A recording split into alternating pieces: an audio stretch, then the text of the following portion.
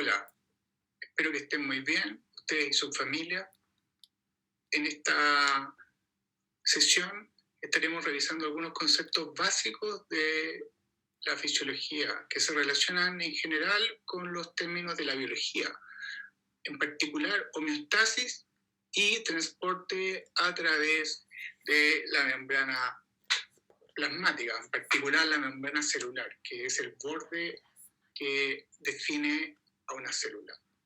Dentro de los aprendizajes que estaremos buscando poder, en el fondo, afianzar, están el concepto de homeostasis. Entonces, explicar el concepto de homeostasis va a ser uno de nuestros objetivos. Y, por otra parte, reconocer los distintos tipos de transporte a través de la membrana celular y qué mecanismos posibilitan que se produzcan estos distintos tipos de transporte.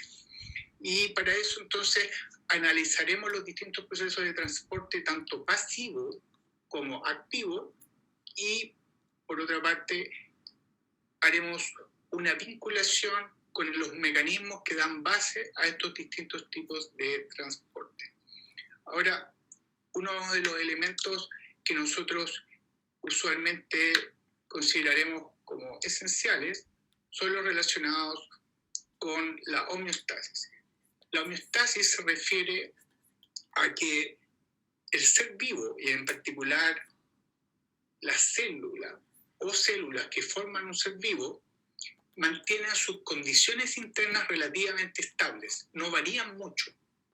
Por ejemplo, un día de verano en Santiago de Chile o en muchas regiones de Chile puede tener una variación en temperatura durante el día muy grande. Por ejemplo, en la noche puede hacer 10 grados de temperatura, 8 grados de temperatura, y a las 3 de la tarde puede hacer 30 grados. Hay una variación muy amplia que puede ser de 20, 22 grados, incluso más. Sin embargo, si nosotros nos tomáramos la temperatura en distintos momentos del día, veríamos que varía unos poquitas décimas de grado. Y entonces, lo que estamos viendo en ese caso es que nuestras condiciones internas se mantienen relativamente constantes, no obstante, en el medio ambiente pueden haber grandes variaciones. Eso mismo sucede con la hidratación del cuerpo, la hidratación de las células, y con otras variables fisiológicas como el pH, el grado de acidez o basicidad que tenga nuestra sangre, o que tenga el medio extracelular que rodea a cada célula. Incluso otras variables que usualmente en la vida se mencionan, como la presión arterial, la glicemia, que es la concentración de glucosa en la sangre.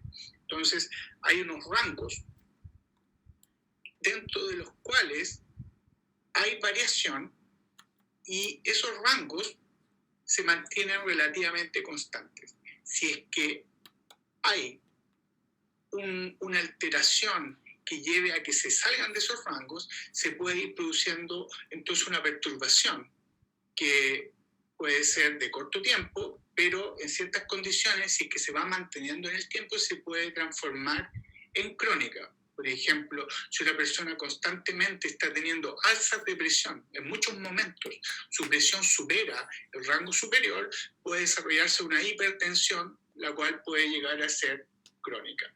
Entonces, los mecanismos de homeostasis son aquellos mecanismos que permiten a las células, y en el contexto del organismo completo, mantener condiciones relativamente estables con fluctuaciones pequeñas, aunque las fluctuaciones en el exterior sean amplias. Entonces, la homeostasis es un concepto esencial en biología, porque si no se mantiene la homeostasis, se pueden desarrollar perturbaciones muy grandes, enfermedades e incluso el fallecimiento.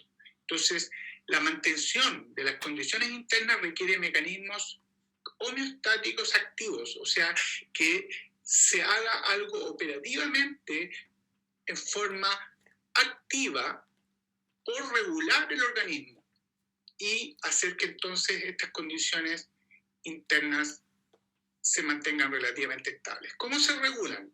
Bueno, hay regulaciones endocrinas, hay regulaciones nerviosas, hay regulaciones que se dan en el terreno de el tejido epitelial, y entonces esas regulaciones las realizan básicamente las células por mecanismos intracelulares y otras en el contexto del organismo por comunicación entre distintos tejidos y órganos del organismo. Ahora, las células tienen la capacidad de responder ante estímulos y asimismo tienen la capacidad de adaptarse ante distintas perturbaciones, distintos tipos de estímulos.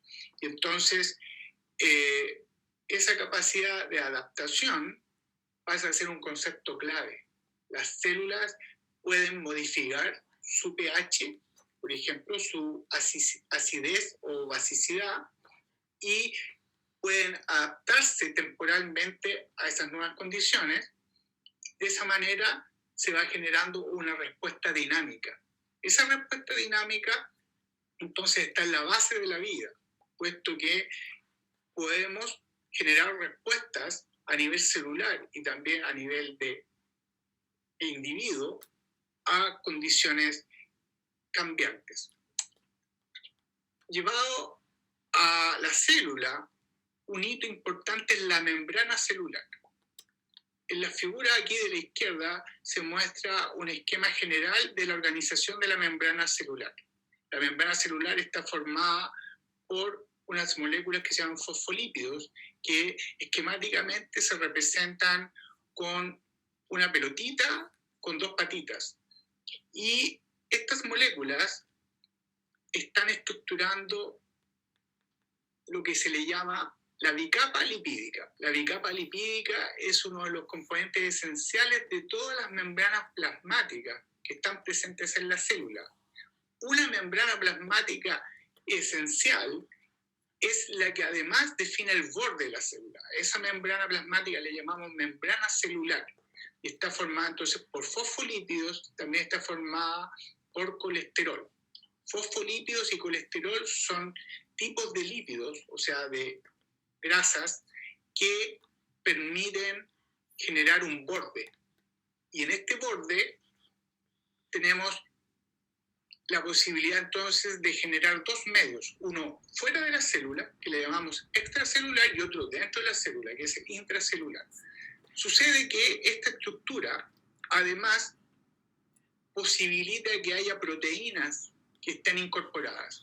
Y entonces aquí hay estructuras que están atravesando toda la bicapa lipídica, que son proteínas integrales, y algunas proteínas están mirando solo hacia el citoplasma de la célula o citosol y otras solo hacia afuera, y esas son proteínas periféricas. A la derecha, en esta otra figura, sale una ampliación de la estructura de la membrana celular, formada por fosfolípidos que están constituyendo gran parte de esta estructura biológica. Los fosfolípidos forman dos filas, por eso pasan a ser una bicapa, porque estructuran dos minicapas. Y insertas dentro de esta estructura van a haber moléculas de colesterol que están intercaladas. Pueden haber tantas moléculas de colesterol como fosfolípidos. Entonces puede ser una relación 1 a 1. En la membrana, entonces vamos a tener fosfolípidos, vamos a tener colesterol, vamos a tener también proteínas, y vamos a tener otras moléculas compuestas, que son lípidos compuestas con carbohidratos, que se llaman glicolípidos, y vamos a tener proteínas asociadas con carbohidratos que se llaman glicoproteínas. Y hay otras combinaciones. Los fosfolípidos son de varios tipos. Por ejemplo, tenemos fosfatidilcerina, que es un tipo de fosfolípido, fosfatidilinositol, fosfatidilethanolamina, que son fosfolípidos que suelen mirar hacia adentro, hacia el interior de la célula.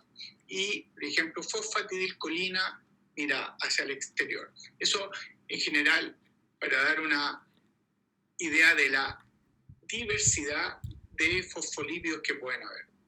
Y la membrana celular entonces va a estar formada por moléculas hidrofóbicas que no tienen carga, son apolares, sin carga, y por moléculas hidrofílicas. Ejemplo de moléculas hidrofóbicas está el caso de los fosfolípidos y el caso del colesterol.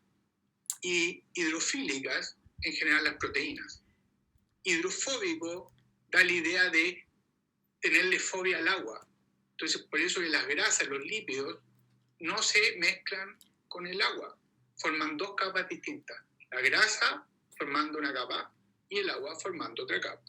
Y entonces, eso es la idea de hidrofobicidad. Hidrofílica quiere decir que hay simpatía por el agua. Y entonces es posible esa mezcla.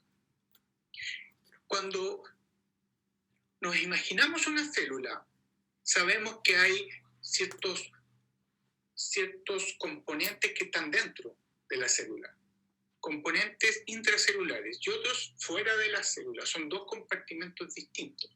Y resulta que varias partículas tienen distinta concentración adentro que afuera de la célula. Ejemplos: algunos iones como el sodio, el potasio, el calcio, el ion cloruro, están presentes con distinta concentración. Quiere decir que en algunos casos hay más concentración de un ion, por ejemplo, como el sodio, más afuera que adentro. El potasio, al revés, más adentro que afuera. Y esas diferencias de concentraciones son muy importantes, porque entonces hay una distribución diferencial de iones y otras partículas, en particular podemos mencionar moléculas, dentro y fuera de la célula. Y esa diferencia de concentración va a determinar algunos elementos que después los vamos a ir integrando, por ejemplo, con el funcionamiento de las neuronas, con el funcionamiento de algunas células endocrinas, que dependen de esta diferencia de concentración. Esta diferencia de concentración entonces se da para iones y para moléculas. Distintos iones tienen distinta concentración entre el interior y el exterior, y distintas moléculas tienen una diferencia de concentración entre el interior y el exterior. En esta figura vemos que se genera un gradiente de concentración. Ese gradiente de concentración, ¿con qué se relaciona? Por ejemplo, acá la glucosa en el exterior tiene una concentración que llamaríamos entonces extracelular de 5 milimol por litro, y en el interior 2 milimol por litro, independiente de cómo usemos las unidades, en este caso en moles, milimoles. Lo importante es que 5 versus 2, 5 afuera, 2 adentro, y eso genera una diferencia. Lo mismo que habíamos visto para el sodio, el potasio, el calcio, también tiene una distribución asimétrica, más concentrado afuera que adentro. Entonces, ¿qué es lo que es un gradiente de concentración? Es una distribución diferencial de partículas entre el interior y el exterior de la célula. Entonces, si tenemos más de una partícula afuera que adentro, se crea un gradiente de concentración. Y lo mismo viceversa. Si tenemos alguna partícula más concentrada adentro que afuera, se genera un gradiente de concentración. Y entonces, ese gradiente de concentración es clave para el funcionamiento de la célula y contribuye a la homeostasis celular. ¿Por qué?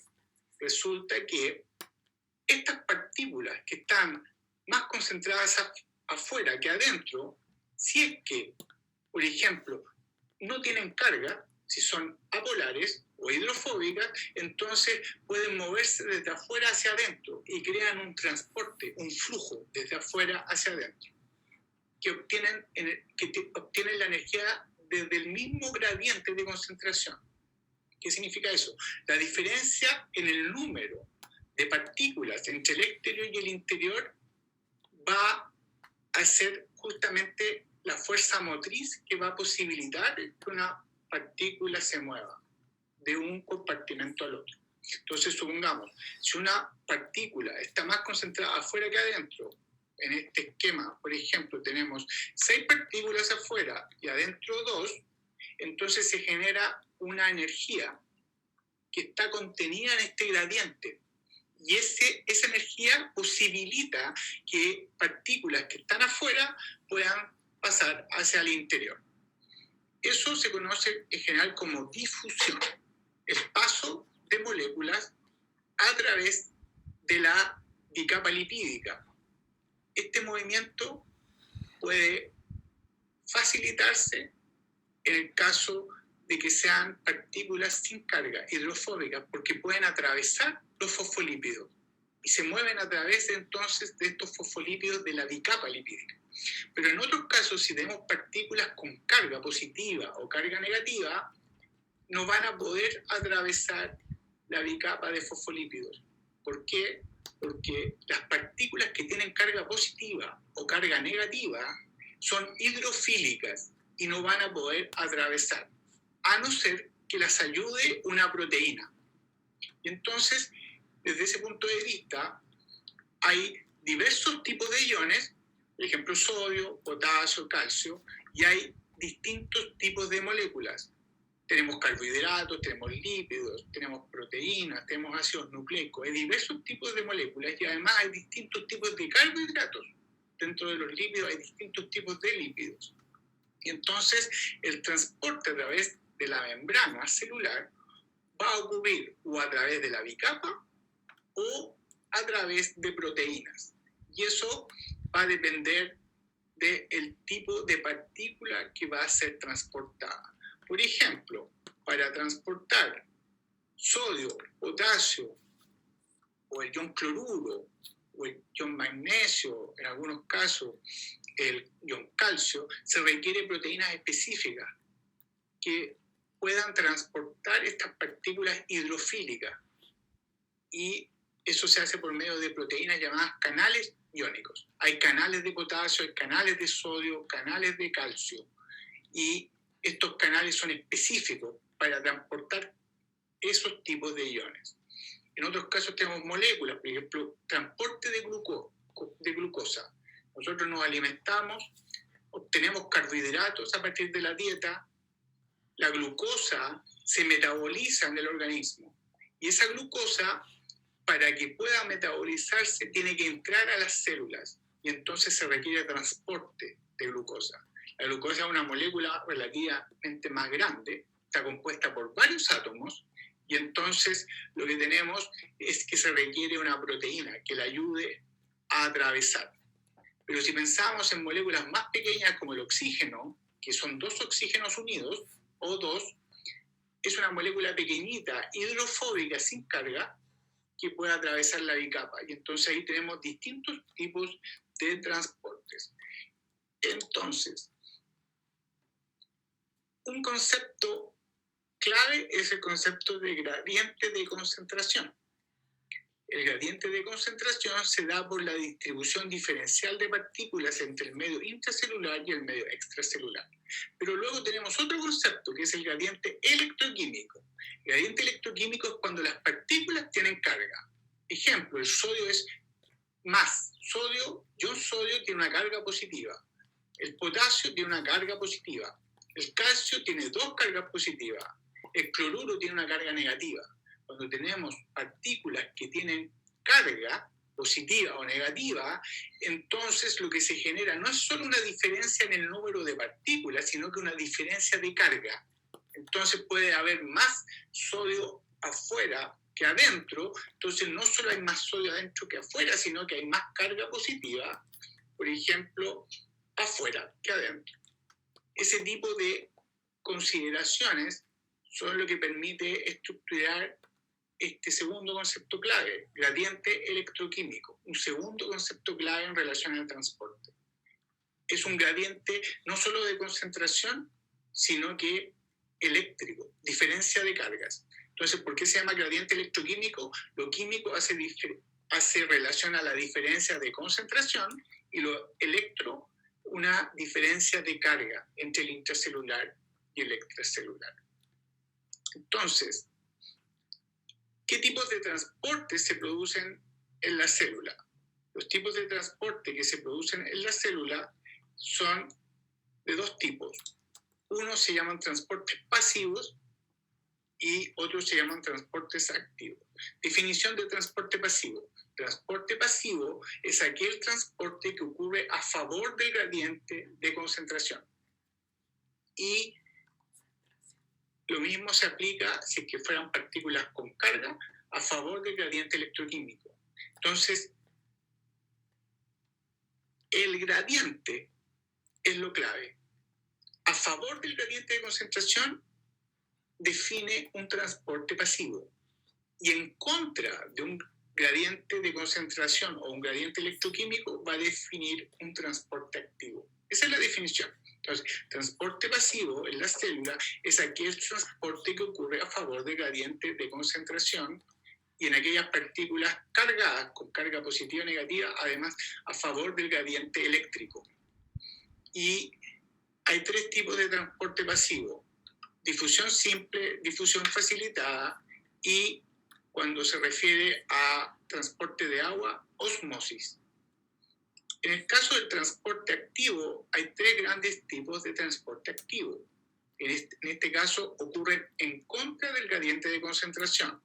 Son llamados transportes de tipo activo porque entonces ocurren en contra del gradiente de concentración y, en el caso de las partículas con carga, en contra, además del gradiente, en este caso podría ser eléctrico. Entonces, transportadores acoplados, también se le llama cotransporte, generan dos tipos de transporte que son llamados sinporte y antiporte. Este tipo de transporte acoplado es un tipo de transporte activo. También en la literatura recibe el nombre de transporte activo secundario. Tenemos bombas ATPasas que en su funcionamiento dependen de la hidrólisis del ATP, la ruptura de la molécula de ATP para poder liberar energía, y esa energía que se puede ocupar para el transporte. Y tenemos otras bombas que son unas proteínas que funcionan con luz solar. No se dan en el ser humano.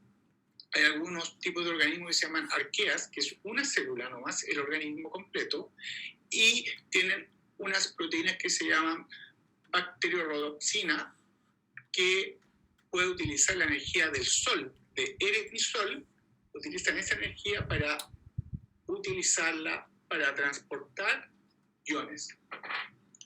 Estos tres tipos de transporte entonces están ocurriendo en la célula.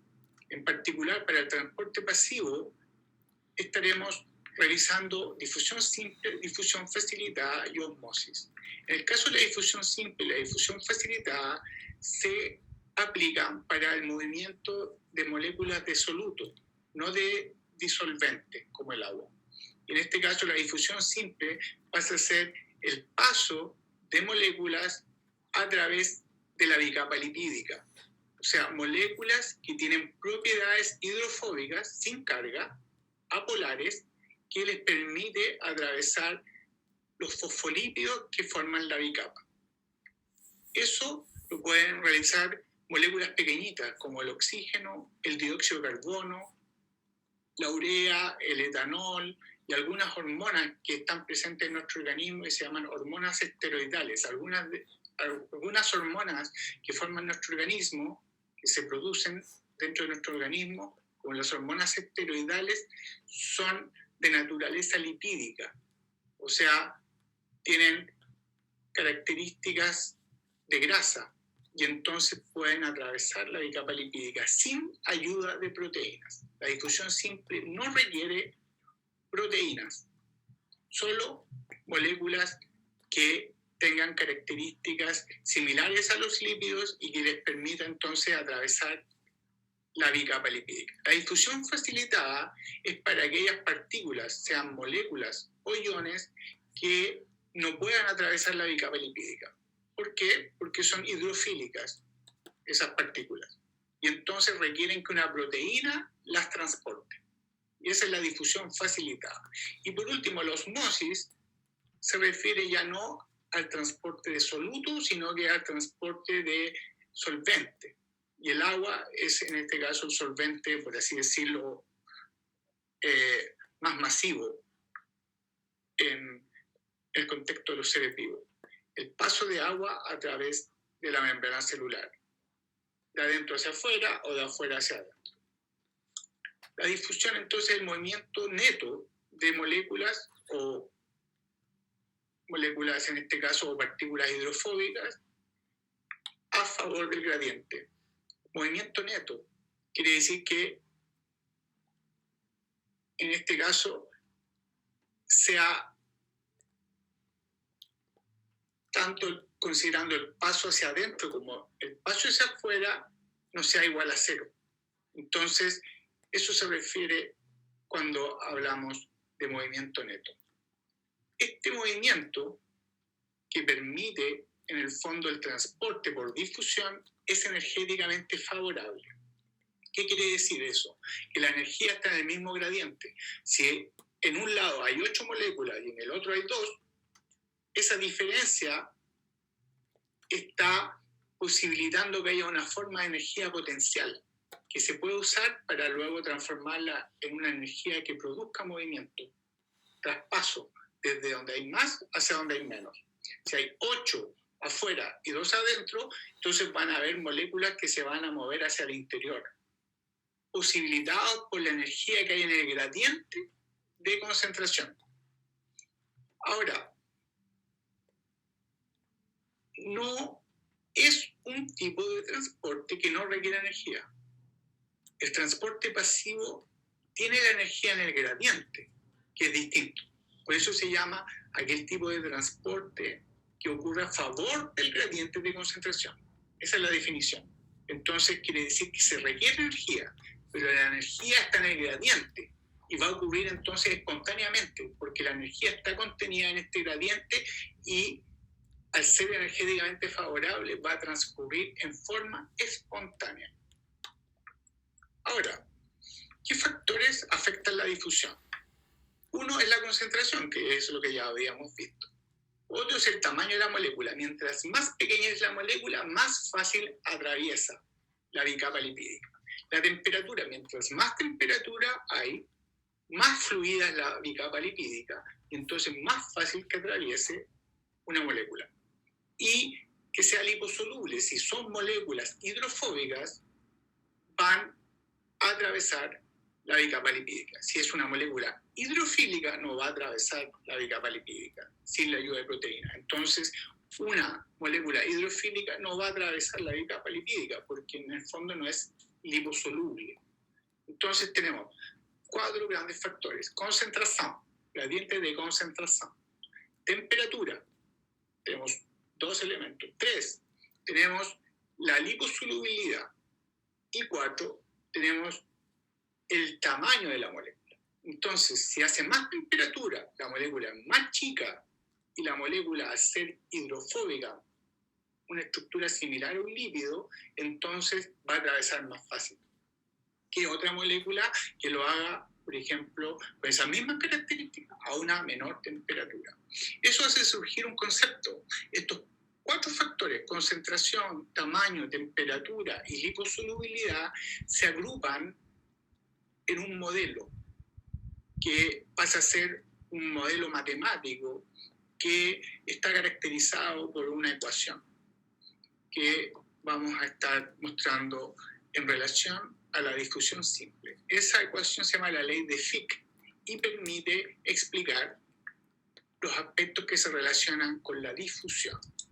¿Qué es lo que dice en el fondo la ley de Fick? La ley de Fick, en el fondo, es un modelo matemático por medio de esta ecuación que relaciona la velocidad con que se mueve una partícula considerando justamente estos factores que habíamos mencionado previamente: la temperatura, el grosor, por ejemplo, de la bicapa lipídica, y también tenemos, por ejemplo, el tamaño de las moléculas. La ley de Fick se expresa con una J que denota el flujo por unidad de tiempo. Y tenemos una D que es el coeficiente de difusión, que eso se determina experimentalmente y se agrupa en tablas. El coeficiente de difusión además contiene una A por el área a través de la cual se produce la difusión. Entonces tenemos una partícula que va a atravesar una bicapa, entonces acá hay un área involucrada.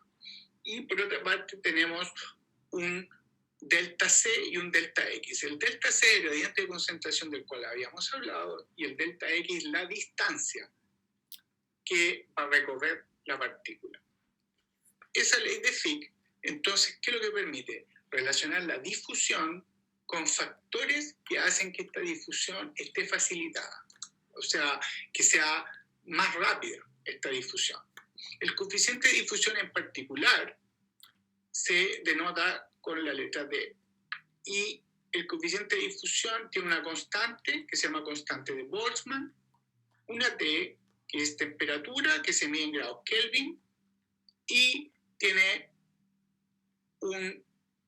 una R que es el radio de la molécula y una N que es la viscosidad del medio, es como la densidad que tiene un medio. Entonces, ¿qué es lo que tenemos acá? El radio de una molécula es una medida del tamaño, la T de la temperatura.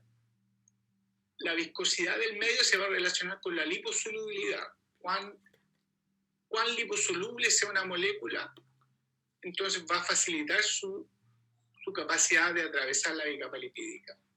Y entonces, la ley de Fick lo que está haciendo es justamente considerar los factores que hacen que la difusión sea más fácil o más difícil para una determinada molécula, partícula. Ahora, existe un segundo tipo de transporte pasivo, que es la difusión facilitada. La difusión facilitada es para aquellas partículas que son hidrofílicas y entonces no pueden atravesar la bicapa lipídica. Y la única manera de que lo hagan es que una proteína les facilite el transporte. Por eso es difusión facilitada, facilitada por una proteína, para poder mover estas partículas hidrofílicas, como iones o otras moléculas más grandes que usualmente van a tener un componente hidrofílico dentro de la molécula y entonces no van a atravesar los lípidos de la bicapa lipídica. La difusión facilitada es un transporte pasivo, permite la difusión de moléculas hidrofílicas o polares y va a ser posibilitado por proteínas. Las proteínas son transportadores o carriers o son canales. Y ahí tenemos, por ejemplo, canales iónicos que transportan iones o canales de agua que se llaman aguaporinas. Entonces, repito, difusión facilitada requiere proteínas. Estas proteínas transportan a favor del gradiente de concentración, es un transporte pasivo, pero van a requerir proteínas porque las moléculas son hidrofílicas o polares. Y entonces la proteína va a posibilitar mover de un lado al otro de la célula estas moléculas hidrofílicas, porque las proteínas, los aminoácidos que forman las proteínas usualmente son hidrofílicos. Hay aminoácidos hidrofílicos que tienen carga positiva, otros tienen carga negativa y pueden hacer interacciones químicas con las moléculas que son polares o hidrofílicas. Y entonces tenemos dos grandes tipos de proteínas, dijimos, las proteínas transportadoras o carriers que mueven moléculas, usualmente carbohidratos, aminoácidos, y tenemos canales. Unos canales son para transportar agua, se llaman aguaporinas, específicos para el agua, y otros son canales iónicos, canales de iones, como canal de sodio, distintos tipos de canales de sodio, canales de potasio, canales de calcio. Y entonces son proteínas que están atravesando toda la bicapa lipídica y son entonces tipos de proteínas que al atravesar toda la bicapa lipídica pueden posibilitar que una partícula se mueva completamente de afuera hacia adentro o de adentro hacia afuera. Entonces, ¿qué características tienen estas proteínas de membrana? Son integrales, o sea, atraviesan toda la bicapa. Son selectivas, no transportan cualquier cosa, son específicas. Y pueden pasar de un estado abierto, o sea, que permite el paso, a un estado cerrado, que no permite el paso. Entonces se regula el transporte por medio de estas proteínas. Ahora, los Los carriers o proteínas transportadoras entonces tienen estas mismas características generales que habíamos presentado previamente. Son proteínas, son específicas, atraviesan toda la bicapa y regulan el paso, entonces tienen estados abiertos y cerrados. Y básicamente van a tener un extremo mirando hacia el exterior, hacia el extracelular, y el otro extremo mirando hacia el citoplasma o citosol. Y una característica de esta proteína es que cambian de forma. Y entonces, justamente el mecanismo por el cual transportan de adentro hacia afuera o de afuera hacia adentro es por cambios de conformación. Eso se llaman cambios conformacionales.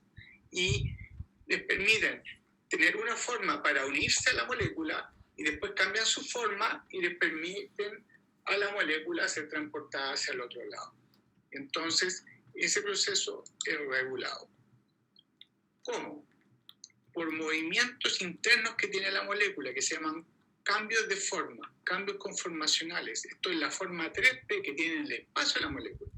Entonces, aquí, en esta figura, tenemos un soluto A, cualquier molécula, que en este caso tiene que ser hidrofílica o molécula polar, porque entonces no está atravesando la bicapa, no está atravesando por la parte aquí gris, que estas dos bandas plomas o grises son la bicapa lipídica, sino que está atravesando por medio de una proteína que está en color verde.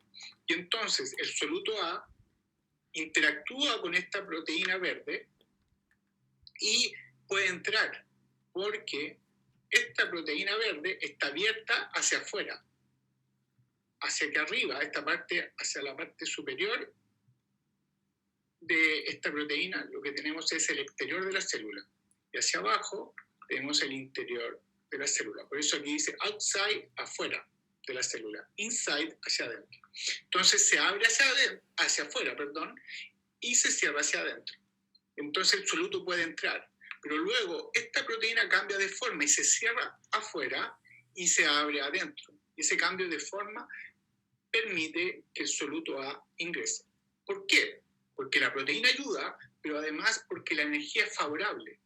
El gradiente es a favor, el gradiente de concentración es a favor, o el gradiente electroquímico, en este caso, es a favor, si es que, por ejemplo, la molécula fuera con carga.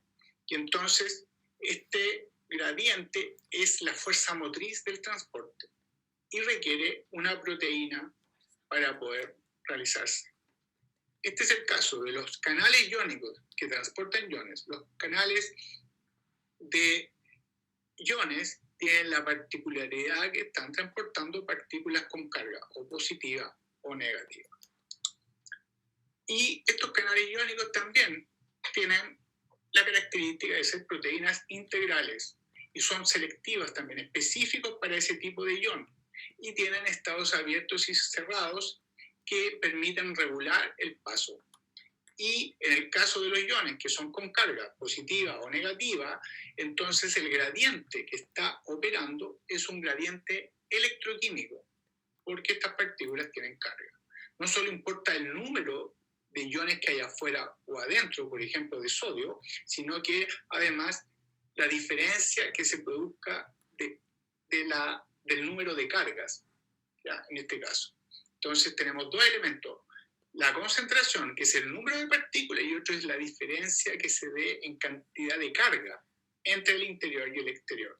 Por eso que hablamos de gradiente electroquímico, de los dos elementos. Y tenemos distintos tipos de canales iónicos. Algunos son canales gatillados por voltaje, otros gatillados por la unión de una molécula que se le llama usualmente ligando en farmacología, y hay canales iónicos que son activados mecánicamente por una presión. Y entonces estos canales todos son proteínas, son integrales, atraviesan toda la bicapa y además regulan el paso porque tienen estados abiertos y estados cerrados. Un último tipo de transporte pasivo es la osmosis, que se aplica para el agua, desde donde hay más moléculas de agua hacia donde hay menos moléculas de agua. ¿Quiénes realizan este transporte? Proteínas específicas llamadas acuaporinas, que son canales de agua. Y entonces eso hace surgir una propiedad que se refiere a cómo una célula varía su volumen. Eso se llama tonicidad. Como estamos hablando de transporte de agua, una célula puede aumentar su volumen, mantenerlo igual o disminuirlo. Y entonces la tonicidad se refiere a eso, una propiedad referida a si aumenta, mantiene o disminuye su volumen. Y entonces surge el concepto de hipotónico, que un medio sea hipotónico si es que se va a producir un aumento del volumen celular. Lo contrario, hipertónico, una disminución del volumen de la célula se achica, se hace como una pasita. Y el otro es isotónico, que en el fondo se refiere a mantener el volumen constante. Y entonces, esos conceptos básicamente son conceptos esenciales de la biología relacionados con el transporte pasivo, o sea, a favor del gradiente de concentración. En este caso es más agua en un lado que en el otro de la célula. Y entonces el movimiento se va a producir de donde hay más hacia donde hay menos. Como el agua tiene cierta polaridad, entonces se requiere una proteína. ¿Cómo se llama? Acuaporina, que son canales de agua. Y entonces la osmosis en general consiste en una difusión mediada por proteína. Es como una difusión facilitada, pero no de soluto, en este caso de solvente, el agua. Y esa difusión va a ocurrir a través de una membrana. En este caso, la membrana de la célula es fluida porque tiene fosfolípidos, colesterol, son lípidos que van a estar en movimiento, y este flujo de agua va a permitir que agua pase donde hay más agua, donde hay menos. En este esquema se muestran moléculas de agua con circulitos blancos a la izquierda, y en el compartimento de la derecha hay moléculas de agua con circulitos blancos, pero hay proteínas en color verde. ¿Qué es lo que está ocurriendo acá? Que ¿dónde hay más agua? ¿A la izquierda, en el compartimento de la izquierda, o en el compartimento de la derecha?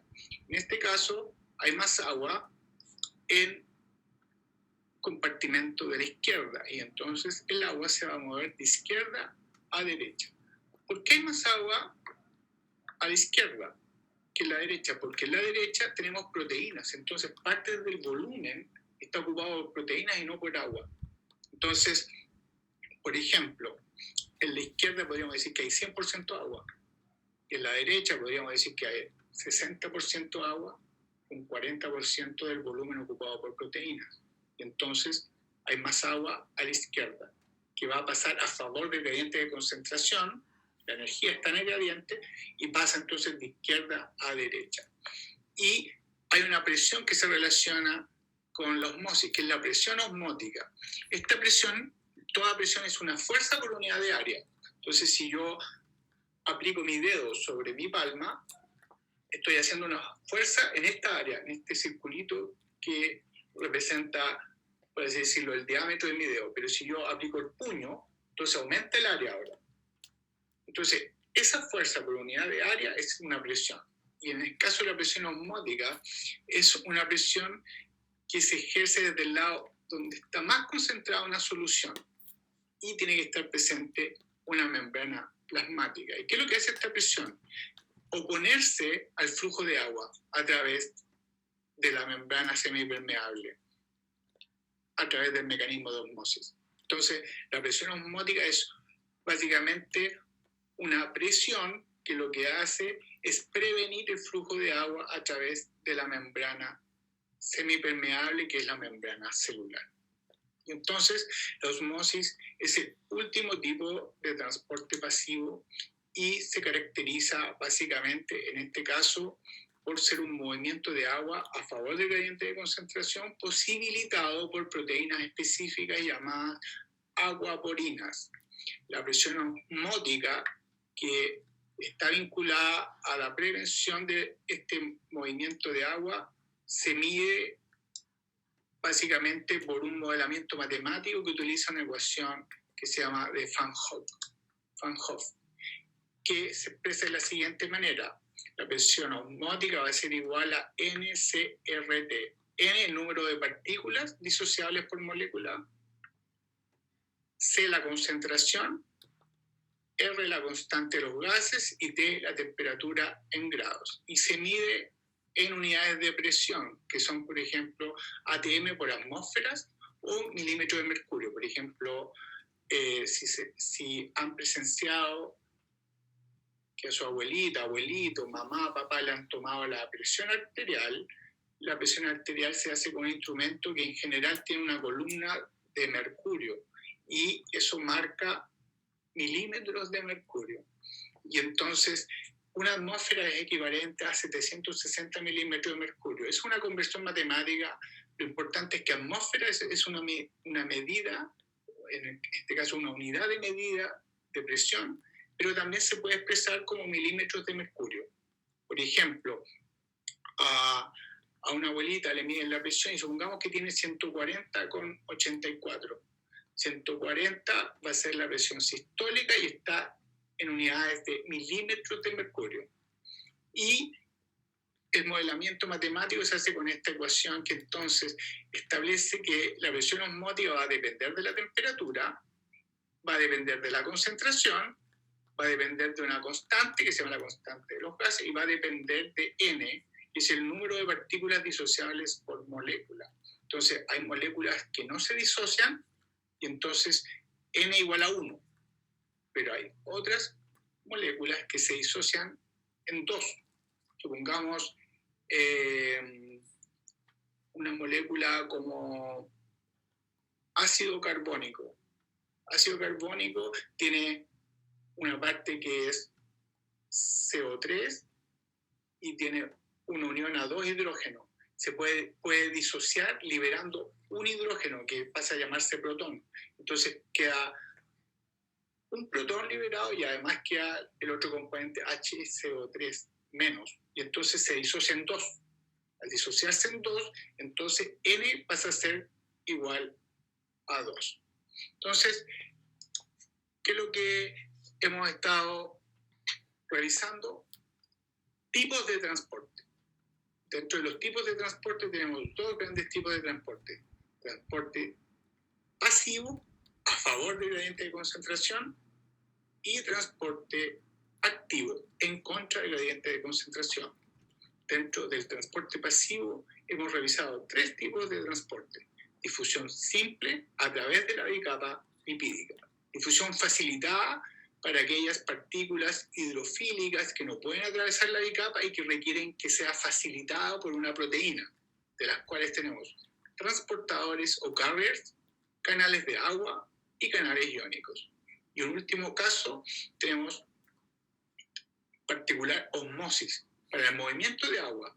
Y entonces aquellas proteínas que son canales de agua son las que están interviniendo en este caso, en regular el paso de agua desde adentro hacia afuera o de afuera hacia adentro. Muchas gracias. Que estén muy bien.